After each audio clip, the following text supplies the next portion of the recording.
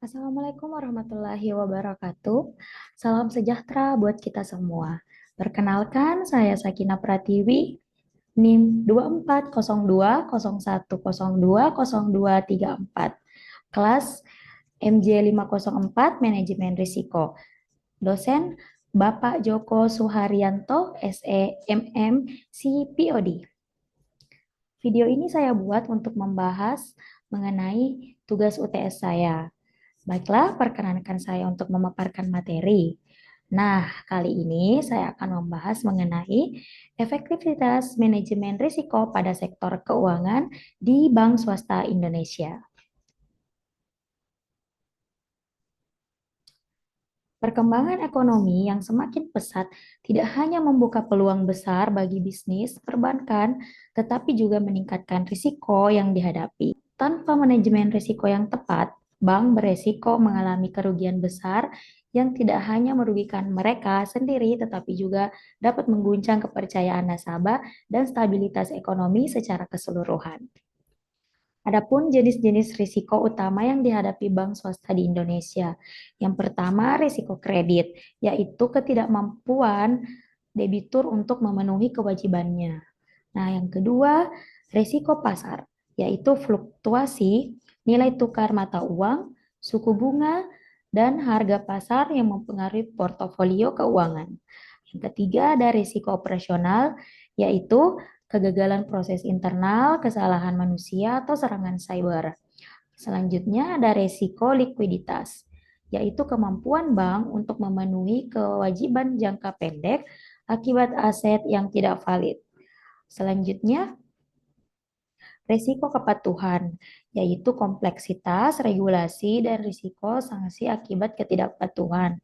Selanjutnya, ada risiko reputasi, ketidakpercayaan publik akibat skandal atau pelayanan yang buruk. Nah, selanjutnya kita akan membahas mengenai evaluasi strategi mitigasi risiko. Bank dapat menggunakan strategi sebagai berikut. Yang pertama, penggunaan teknologi modern. Nah, bisa berupa sistem pemantauan real time, yaitu menggunakan big data atau analitik untuk memantau risiko kredit dan pasar.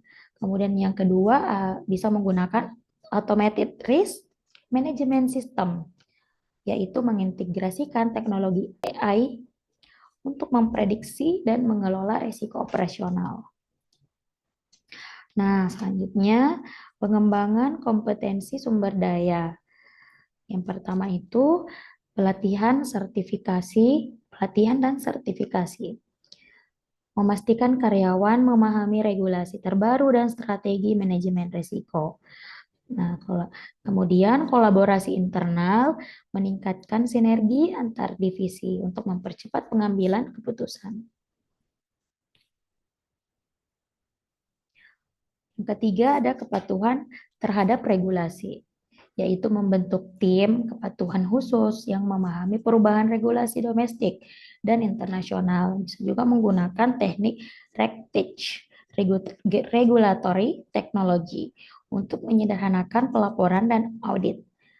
Yang keempat ada diversifikasi portofolio, yaitu mengurangi risiko pasar melalui diversifikasi investasi dan produk perbankan.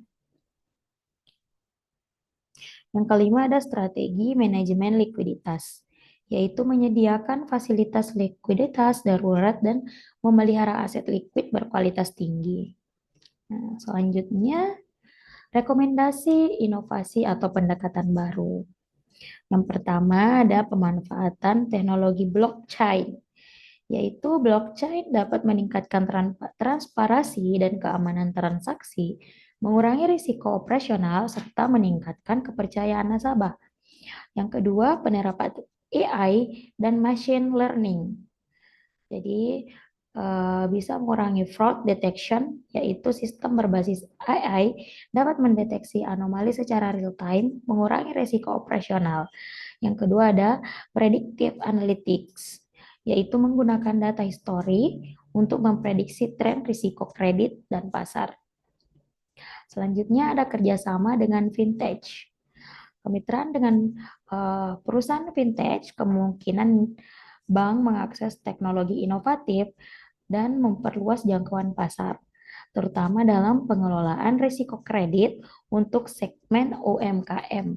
Nah, selanjutnya ada meningkatkan edukasi keuangan. Bank dapat mengedukasi nasabah untuk memahami risiko, terutama dalam pengambilan kredit, sehingga mengurangi risiko kredit jangka panjang. Selanjutnya,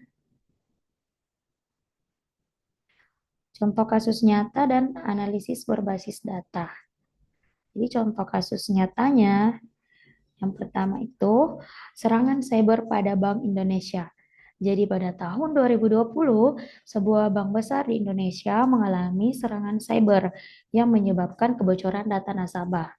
Kejadian tersebut menunjukkan pentingnya manajemen risiko operasional yang proaktif, seperti investasi dalam keamanan cyber. Selanjutnya, analisis berbasis data. Menurut data Otoritas Jasa Keuangan atau OJK, NPL atau Non-Performing Loan, bank swasta pada tahun 2022 mencapai rata-rata 3,2%, yang menunjukkan risiko kredit masih menjadi tantangan signifikan. Dengan implementasi teknologi Big Data, bank yang telah menggunakan AI melaporkan penurunan NPL hingga 25% dibandingkan bank yang menggunakan metode tradisional. Sekian dulu pemaparan materi dari saya. Semoga bermanfaat. Terima kasih atas kesempatan yang diberikan kepada saya. Saya akhiri wabillahi taufiq wal hidayah. Wassalamualaikum warahmatullahi wabarakatuh.